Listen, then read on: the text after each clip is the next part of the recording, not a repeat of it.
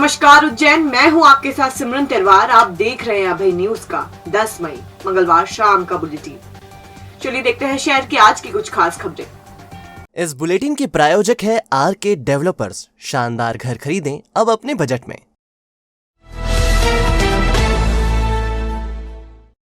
हमारे राष्ट्रीय ध्वज तिरंगे की आन बान और शान के लिए हमारे देश के जांबाज जवान बलिदान देने से भी पीछे नहीं हटते। उसी तिरंगे का उज्जैन रेलवे स्टेशन पर अपमान हुआ। रेलवे स्टेशन परिसर में लगा राष्ट्रीय ध्वज तिरंगा फट गया और उसी अवस्था में घंटों तक लहराता रहा, लेकिन जिम्मेदारों ने इसकी सुध नहीं ली। इसे उतारने के लिए इंदौर से टीम पहुंची। 3 साल पहले उज्जैन रेलवे स्टेशन परिसर में 100 फीट की ऊंचाई पर राष्ट्रीय ध्वज तिरंगा फहराया गया था। ये ध्वज 24 घंटे लहराता रहे, इसलिए रात में इस पर रोशनी के लिए लाइट का भी इस्तेमाल किया जाता है। मंगलवार को रेलवे स्टेशन प्रशासन की अनदेखी के चलते राष्ट्रीय ध्वज तिरंगा फट गया और हवा में लहराता रहा, लेकिन किसी ने भी इस ओर ध्यान नहीं दिया। जब लोगों ने राष्ट्रीय ध्वज का अपमान होता देखा तो उन्होंने इसकी सूचना स्टेशन प्रशासन को दी। मामले में पश्चिम रेलवे रतलाम मंडल के पीआरओ खेमराज मीणा ने बताया कि हवा की वजह से ध्वज फट गया था, जिसकी सूचना मिलने के बाद उसे उतारने के प्रयास किए गए, लेकिन वो तार से अलग होने की वजह से उतारा नहीं जा सका। झंडे को उतारने के लिए इंदौर से मंगलवार शाम टीम आई और ध्वज उतारा गया। आपको बताते चले कि राष्ट्रीय ध्वज के अपमान पर 3 साल की सजा का प्रावधान है। हाँ, बदला जाएगा ना। कोशिश चल रही है ये। और वो हुक में फंस गया, वो उल्टा जो तूफान आया था ना वो रात में कहीं, तो उसमें फंस गया वो। अच्छा। हाँ। आप लोग इसको क्या चेंज करने आए हैं या फिर उतारने के लिए उतारने के लिए आए हैं। चेंज भी कर देंगे, उसको चेंज भी करना है वो बोलते हैं। और हम 5 नंबर आए हुए हैं। कहाँ से आए हैं? इंदौर से। इसका मेन कारण रीज़न ये रहा सर कि एक्चुअल में क्या हुआ कि जम के हवा चली। अब ये जो हुक था ये हुक्स में अटक गया, इसके कारण ये थोड़ा सा हवा के कारण फट गया। जबकि प्रशासन एक्टिव हुआ फौरन, उसमें किसी का कोई वो नहीं है। वो आए, उन्होंने जैसे ही देखा कि फ्लैक्स फट गया है, उन्होंने कुछ मेंबर्स को बुलाया जो यहाँ के प्रॉपरली थे। वो आए, उन्होंने कोशिश करी, एक्टिव रहे। जब उनसे देखा कि रेंज बहुत हाई है उसकी, फिर वो रात भर भी कोशिश करते रहे। फिर मॉर्निंग से फिर एक्टिव हो गए। इंदौर रोड पर मंगलवार को एक तेज रफ्तार बस ने बाइक सवार 3 लोगों को रौंद दिया। हादसे में एक व्यक्ति की मौके पर ही मौत हो गई, जबकि 2 लोग बुरी तरह घायल बताए जा रहे हैं। हादसा टाइम कवर करने के लिए बस की तेज रफ्तार के कारण हुआ। इंदौर रोड पर बस चालकों की धमाचौकड़ी करना आम बात हो गई है। शक्करवासा निवासी 50 साल का बख्शीराम भतीजे गोविंदा और एक अन्य राजू के साथ शहर की तरफ बाइक से आ रहा था। इसी दौरान इंदौर रोड स्थित निनौरा के पास तेज रफ्तार बस ने बाइक को टक्कर मार दी। हादसा इतना भीषण था कि बाइक बस के पिछले पहिए में फंस गई और तीनों लोग चपेट में आ गए। बाइक सवार बख्शीराम ने मौके पर ही दम तोड़ दिया, जबकि गोविंदा और राजू की हालत गंभीर बनी हुई है। बता दें कि इंदौर रोड पर आए दिन तेज रफ्तार बस किसी न किसी की जान ले रही है। बावजूद रफ्तार पर लगाम लगाने के लिए कोई भी प्रयास नहीं किया जा रहा है। बेगमबाग क्षेत्र में रहने वाली महिला पर उसके ही दामाद ने चाकू से हमला कर दिया। पत्नी से झगड़ा होने के बाद युवक ने ससुराल जाकर अकेली रह रही सास पर चाकू से ताबड़तोड़ वार कर दिए। गंभीर हालत में महिला को जिला अस्पताल में भर्ती किया गया है। बेगमबाग निवासी 50 वर्षीय सलमा बी पति मोहम्मद मनाल पर दामाद मोहम्मद सलीम ने चाकू से हमला कर दिया। तोपखाना का रहने वाला सलीम का निकाह सलमा की बेटी आफरीन से हुआ है। आफरीन 6 महीने से सलीम से अलग रह रही है। सोमवार को सलीम आफरीन को अपने साथ तोपखाना ले गया था। यहाँ उसका पत्नी से फिर से झगड़ा हुआ। मंगलवार सुबह दोनों फिर झगड़े और इसके बाद सलीम घर से निकलकर चला गया। वो आफरीन की मां सलमा के घर पहुंचा और उस पर चाकू से हमला कर दिया। उस पर ताबड़तोड़ 4 वार किए गए, जो उसके सिर और अन्य जगहों पर लगे हैं। घटना के बाद पड़ोसियों ने सलमा को जिला अस्पताल में भर्ती किया। सलीम के साथ उसका भांजा तौफिक भी था। महाकाल थाना पुलिस ने सलीम और तौफिक के खिलाफ प्रकरण दर्ज कर लिया है।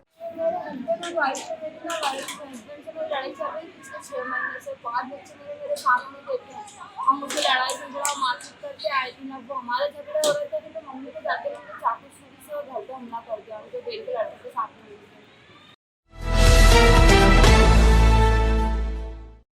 अपराध करने वाले हाथों में जल्दी ही पोतियां नजर आएंगी। चाकू छुरी चलाने वाले और अब शब्दों का उच्चारण करने वाले कैदी मंत्रों का उच्चारण सीख रहे हैं। केंद्रीय जेल भैरवगढ़ में कैदियों को आत्मनिर्भर बनाने के लिए ये अनूठी पहल प्रारंभ की गई है।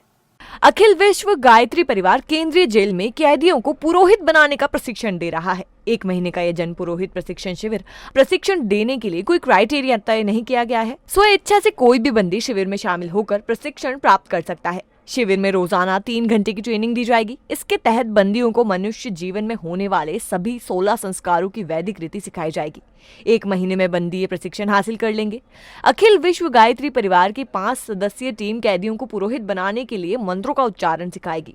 शिविर के बाद बंदियों को प्रैक्टिकल भी कराया जाएगा। प्रशिक्षण के लिए उन बंदियों को चुना गया है जो पढ़ना लिखना जानते हैं। इसकी वजह यह है कि मंत्रों का उच्चारण करने के लिए पढ़ना जरूरी है। इस दौरान हवन पूजन की पद्धति भी सिखाई जाएगी। गायत्री परिवार देवेंद्र श्रीवास्तव ने बताया कि पुरोहित बनाने का प्रशिक्षण 1 महीने तक चलेगा। इसका मकसद बंदियों को आत्मनिर्भर बनाने के साथ सम्मान भी दिलाना है। जब ये बंदी रिहा होंगे तो ये पुरोहित का काम कर सकेंगे। जेल अधीक्षक उषा राज के अनुसार पुरोहित प्रशिक्षण शिविर बंदियों के जीवन के लिए वरदान साबित होगा। बहरहाल सेंट्रल जेल में की गई पहल सराहनीय है। ऐसे प्रशिक्षण बंदियों के लिए बेहद काम के हैं। उम्मीद की जाती है कि बंदियों का ये स्वरूप उन्हें समाज में सम्मान दिलाने में मदद करेगा। अखिल विश्व गायत्री परिवार शांति कुंज हरिद्वार के तत्वाधान केंद्रीय कार्यालय जन पुरोहित प्रशिक्षण का शुभारंभ आज से होगा। एक माह का प्रशिक्षण चलेगा। यहाँ पर जो बंदी है उन्हें पूरा पुरोहित का काम सिखाया जाएगा ताकि वो यहाँ से जब निकल के जाएं तो स्वाभिमान पूर्वक उनका सम्मान भी मिले और स्वाभिमान पूर्वक अपना जीवन यापन कर सकें। जगत में जैसे हमको बताया है कि हमको पुरोहित बनना है। जिस नगर में जाए, जिस बस्ती में जाए, जिस गांव में जाए, बस्ती नगर का कल्याणकारी काम करने में पूरक रहे, इसलिए जन पुरोहित प्रशिक्षण का काम किया जाता है। और आज शुभारंभ हो रहा है और अभी तक के शुरू के 8 जून तक चलेगा।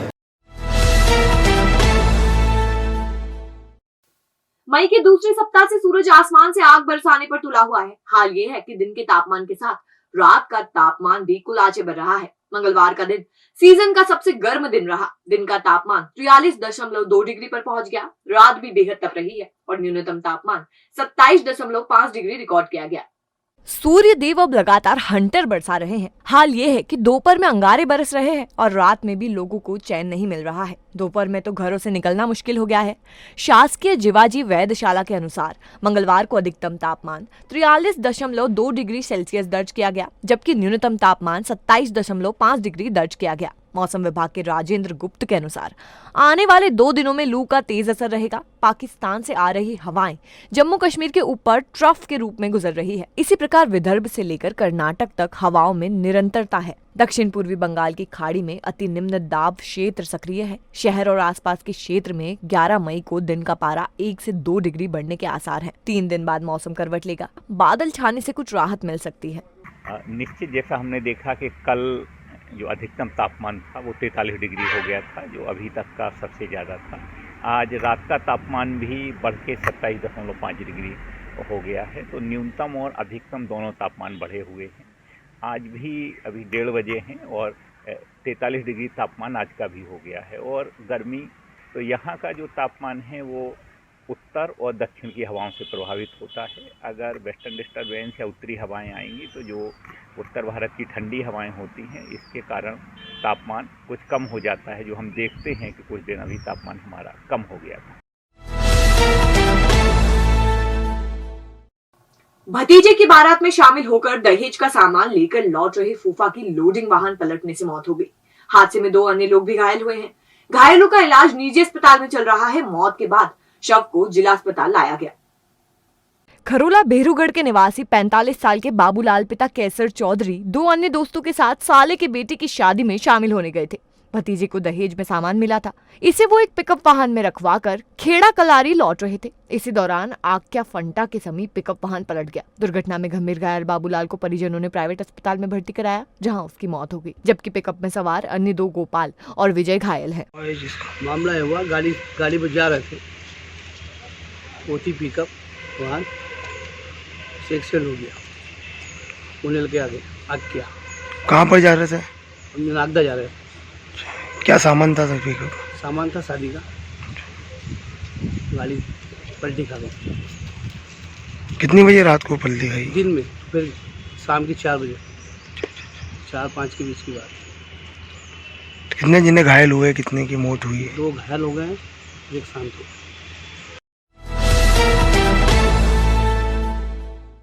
माधवनगर थाना क्षेत्र के मक्सी रोड पर स्थित अंजुशी कॉलोनी की गली नंबर 1 और 2 में बीती रात चोरों ने धावा बोला उन्होंने 3 मकानों के ताले चटका दिए। हालांकि लोगों के जाग जाने पर बदमाश भाग निकले।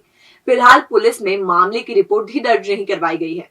दरअसल गली नंबर 2 के रहवासी नवीन यादव और मुकेश मालवीय और गली नंबर 1 में रहने वाली राम कुंवर बाई के घर चोरों ने धावा बोला। चोर वारदात को अंजाम दे पाते इससे पहले ही राम कुंवर बाई की नींद खुल गई और उन्होंने शोर मचा दिया। चोर की आवाज सुनकर और गली के लोगों के जगने पर चोर भाग निकले। हालांकि इस पूरे घटनाक्रम में किसी ने भी माधव नगर थाने में शिकायत ही दर्ज नहीं करवाई।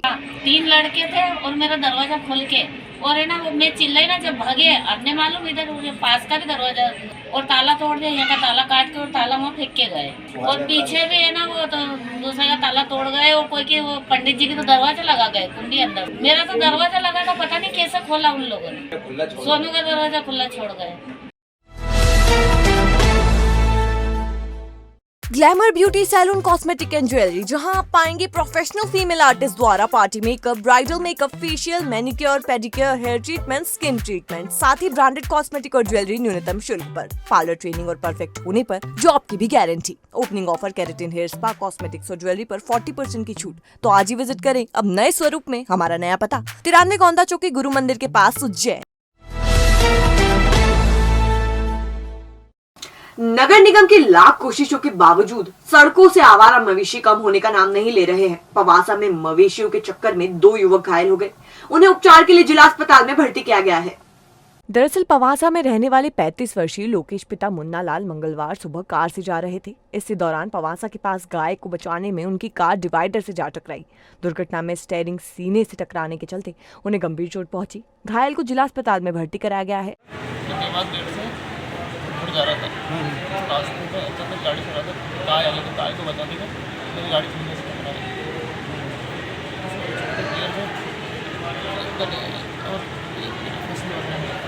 इसी प्रकार देवास रोड उद्योगपुरी में रहने वाले 32 साल के राजू पिता राम नारायण पानी भरकर घर जा रहे थे। इसी दौरान सड़क का कुत्ता उनकी बाइक में जा घुसा, जिससे वे नीचे खंती में जा गिरे। उनका उपचार भी जिला अस्पताल में चल रहा है। पानी लेने गया था, पानी लेके वापस लौटा तो सुअर और कुत्ता दोनों जा रहे थे, तो कुत्ता मेरी गाड़ी में घुस गया, इसलिए मैं गिर गया। कौन सी गाड़ी में? 2 व्हीलर।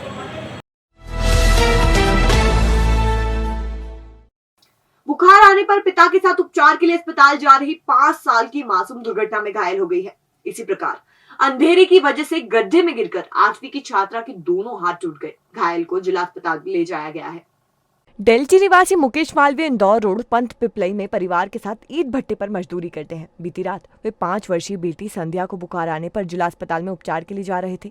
इसी दौरान पीछे से आ रही कार ने उन्हें टक्कर मार दी। दुर्घटना में मुकेश को मामूली चोट आई, लेकिन मासूम बेटी गंभीर रूप से घायल हो गई, जिसे जिला अस्पताल में भर्ती किया गया है। दुर्घटना के बाद बालिका का पैर टूट गया है। मामले में नानाखेड़ा थाना पुलिस ने अज्ञात कार चालक के खिलाफ प्रकरण दर्ज कर तलाश शुरू कर दी है। गाड़ी नहीं पकड़ा। कौन सी गाड़ी पे थे ये? तो पकड़ा ही नहीं है गाड़ी, मोटरसाइकिल पकड़ा ही नहीं गाड़ी। ये बड़ी है, बेहोश हुई है, इनका तो दूसरा तो ठीक है ना पुलिस। साथ में कौन था? साथ में दो माँ बेटे। हां बस। इसी प्रकार आलमपुर उड़ाना में रहने वाली 13 साल की प्रतिज्ञा पिता विजय 8वीं कक्षा की है। बीती रात नींद में पानी पीने के लिए उठी किशोरी घर में चल रहे निर्माण कार्य के गड्ढे में गिरकर घायल हो गई। दुर्घटना में प्रतिज्ञा के दोनों हाथ टूट गए हैं। प्रतिज्ञा के दादा शांति लाल ने बताया कि नींद और अंधेरे की वजह सोई हुई थी, उठ के ना बाथरूम करने गई, गिर गई। काय में गिरी है? वही बाथरूम के सामने।